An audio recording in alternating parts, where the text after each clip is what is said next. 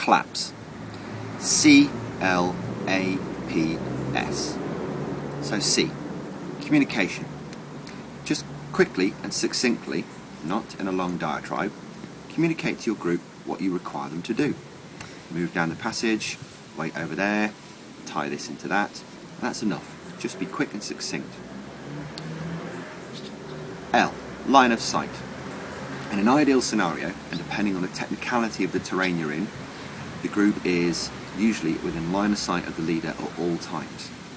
For less technical terrain, the group should be in line of sight of the leader or the assistant.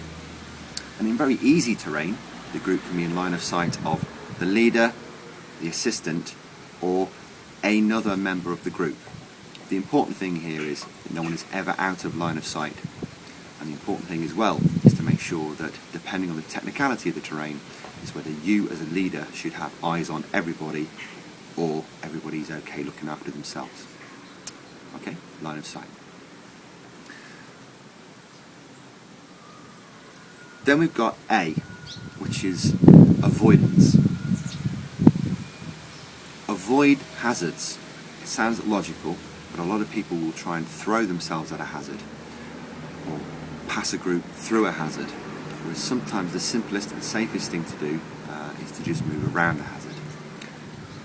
And that's very dependent on the terrain you're walking through, climbing through, and boating through. If you look at a hazard and you consider it too risky, avoid it. You have to make that decision early. P is for position.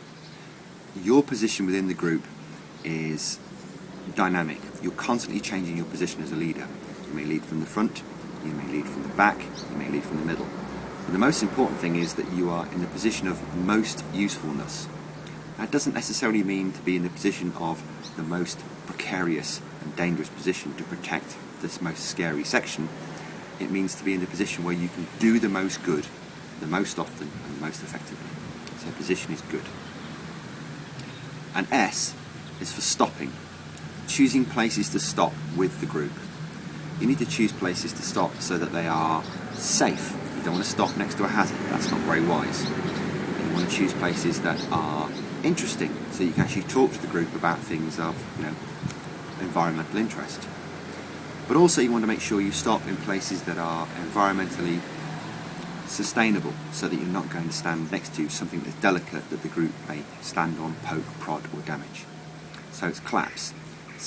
C.L.A.P.S. Communication, line of sight, avoidance, position, and stopping. And that should do you for most leadership skills in the outdoors. As we said earlier, there's more than one way to skin a cat.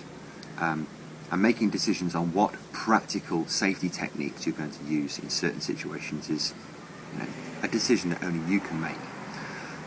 So the acronym S.A.F.E, S-A.F.E, is usually very, very applicable for what you're going to choose to do. So the first letter is S, safe and secure. If you're going to set up a rope, if you're going to set up anything which is going to be involved in safeguarding somebody, whatever it is you set up has to be secure. There's no chance of it failing, no chance of it breaking. So the first thing the assessor is going to look at is it secure? A, appropriate. Is the technique you're going to use appropriate for the situation you're in? You have a multitude of techniques, and there's a million different situations that we're going to be in. So all we're going to be looking at as assessors is, have you chosen a technique that is appropriate for that situation? Is it safe enough? Is it secure enough? It's as simple as that. You might have a dynamic water situation, you might have a vertical rock situation. Whatever the situation is, you're choosing the appropriate technique to get yourself moving forward with the group in a safe fashion. F, fast. Pretty simple, says it all really. Lots of people get all entangled up trying to use extremely complicated techniques. And what we're really looking for in a leadership situation is someone who can quickly set things up, be it a skill, a technique, a teaching session, a safety rope. Whatever you're going to do, you need to try and do it quickly so that the group is constantly moving forward, everybody's learning, keeping warm, keeping happy, and we're achieving our goals. So fast rather than complicated and laborious. So try and keep it simple and fast. E, efficient. Simple. Is it efficient on equipment, and is it efficient on muscle power? Just because you've got every bell and whistle hanging off your harness or chucked in your rucksack doesn't mean you have to use it. And we want to try and make things as easy for ourselves and easy for our group as possible. After all, we're trying to look slick and smooth. So let's be efficient whenever we're choosing a technique. Okay?